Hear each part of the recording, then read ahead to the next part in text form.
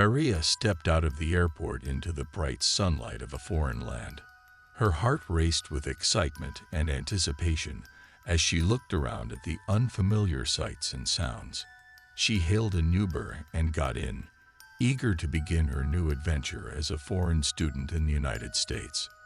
The driver seemed friendly enough, making small talk about the weather and the city.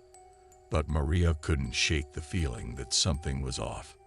The driver kept glancing at her in the rearview mirror, and his smile seemed forced. As they drove further away from the airport, Maria noticed that the driver was taking a different route than the one she had expected. She tried to remain calm, reminding herself that she was in a new place and that things might work differently here. But her heart began to race as they turned down a deserted side street, far from the familiar landmarks of the city. Maria's mind raced with fear and uncertainty as the driver pulled into an abandoned warehouse and parked the car. She realized that she was in trouble, that something was very wrong. The driver turned to her with a sinister grin on his face, and Maria knew that she was trapped. Maria's heart pounded in her chest as the Uber driver pulled her out of the car and dragged her towards a dark corner of the warehouse. She tried to fight him off, but he was much stronger than her, and she couldn't break free. The driver led her to a small rusted cage in the corner of the room. He opened it and pushed Maria inside, locking the door behind her. Maria was terrified as she looked around the cage, realizing that she was now a prisoner. The driver explained his plan to Maria. He was going to sell her organs on the black market. Maria was horrified and begged him to let her go, but the driver just laughed at her and began to prepare for the surgery. As Maria watched in horror, the driver pulled out a rusty old saw and began to sharpen it. Maria's mind raced with fear and desperation as she realized that she had to find a way to escape. With trembling hands, Maria began to search for anything she could use to free herself. She found a sharp piece of metal and started sawing away at the ropes binding her hands. After what felt like an eternity, she managed to free one of her hands. Maria knew that time was running out, so she attacked the driver with the sharp object. But the driver was too strong and managed to overpower her, throwing her back into the cage and taunting her with the fact that she had no chance of escape. As Maria lay in the cage, bruised and battered, she realized that she was truly alone. But she also knew that she couldn't give up. She had to find a way to escape and bring her captor to justice. Maria spent hours in the cage, her mind racing with thoughts of escape and survival. She knew that the driver would return soon to harvest her organs, and that she had to be ready when he did. As she waited, Maria's mind turned to the outside world. She thought of her family and friends back home, of the life that she had left behind to pursue her dreams. She knew that she couldn't let her captor take everything from her. With renewed determination, Maria began to search the cage for anything that could help her escape. She found a loose bar on the cage door and started to wiggle it back and forth. After several minutes of effort, the bar finally gave way, and Maria slipped out of the cage. She searched the warehouse for any signs of the driver, but he was nowhere to be found. She knew that she had to act fast, so she ran towards the door and pushed it open. Maria emerged into the bright sunlight, squinting against the sudden brightness. She saw a car in the distance and started to run towards it, hoping that she could find help.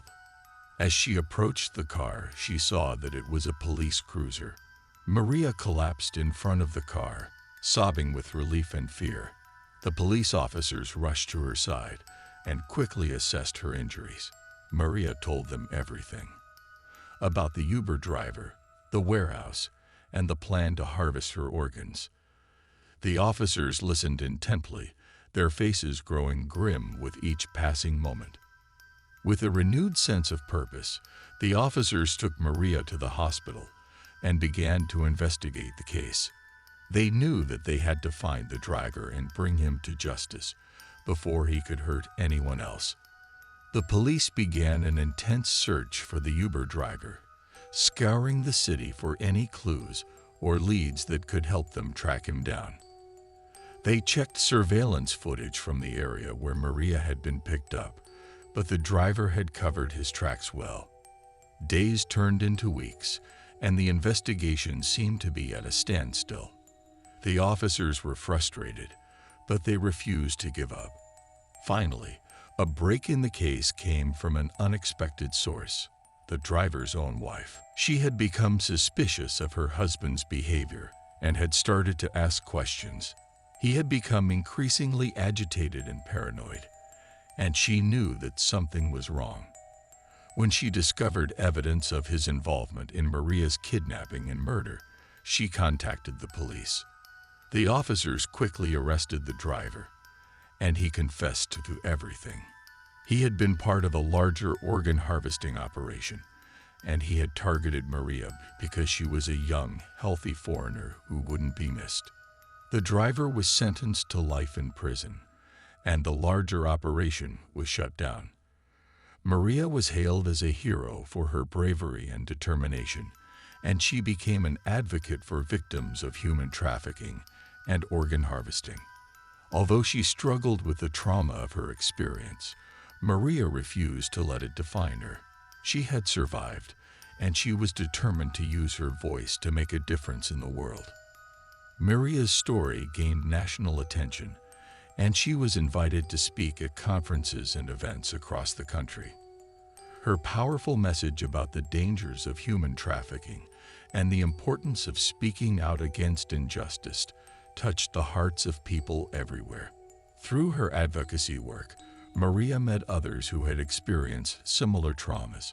She was able to connect with them and offer support and hope, and together, they worked to raise awareness about the issue. As time passed, Maria found healing in her work and in the support of her loved ones. She enrolled in university and pursued her dreams of becoming a doctor, determined to use her knowledge and experience to help others. But even as she moved forward with her life, Maria never forgot the lessons she had learned from her ordeal. She remained vigilant and aware, always on the lookout for signs of danger, and always ready to speak out against injustice. Years later, as she stood on stage to accept an award for her work, Maria felt a sense of peace and gratitude wash over her. She had come so far from the scared, trapped girl she had once been, and she knew that she had made a difference in the world. Looking out at the audience, Maria smiled, knowing that her story was not just one of tragedy, but also of triumph. And as she walked off the stage, she felt a sense of hope for the future, a future where no one would have to suffer as she had.